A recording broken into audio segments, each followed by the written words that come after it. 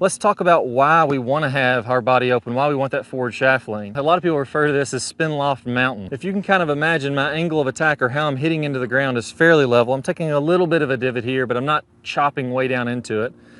Hitting down just very slightly.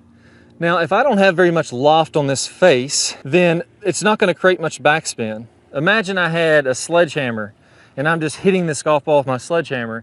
It's going to knock it up there. It's going to be low because there's no loft on the sledgehammer, but it's just a knuckleball. The ball's not going to have any backspin at all. As I start to add more and more loft, the difference between how I'm hitting down in the ball, which would be this angle, so say I'm hitting down very slightly, and the difference in loft on my face starts to get bigger. So here's the sledgehammer, swinging level, no loft. As I start to add loft to my club face, that creates more spin. So this is what they call spin loft, and the more spin loft you get, or the bigger the difference between the direction the club's swinging and the loft on the face, the bigger the difference between those two, the more spin you're going to get. That's why you always want to use like a 60-degree wedge or at worst a 56-degree wedge when you're doing this. So as I add more and more and more loft, all the way up to, playably kind of high 40s, low 50s amount of loft on the face, that's going to give me the most spin. If I keep on adding loft, so kind of imagine as a mountain, as I get more and more loft, spin goes up and up and up. It kind of reaches that max around 50 degrees or so, and then it starts to lose a little bit of spin because I lose friction. There's a little bit of dirt in the way, there's a little bit of water in the way, whatever it is, you lose a little bit of friction between the club face and the ball. So as I add too much loft and I have this face way open like this, like a flop shot, it will go high, but it won't have any spin on it.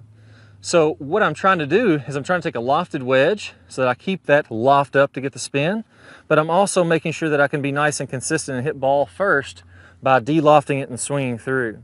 If I took a lower lofted club, like a pitching wedge or a 9-iron, and I went ahead and flipped it and got the same amount of loft as I'm doing here, you really wouldn't get the spin because my strike would be too inconsistent.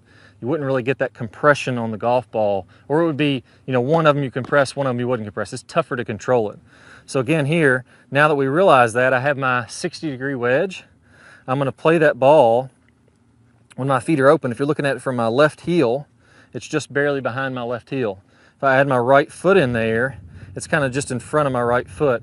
And that's about where I like to play it, to really allow myself to hit down slightly, have the shaft leaning forward, and still get some pretty good spin. So again, I got my 60-degree wedge, and because I'm opening, my shaft is really going to lean ahead. I'm going to de-loft this club slightly. I'm going to get around that 50-degree spin loft.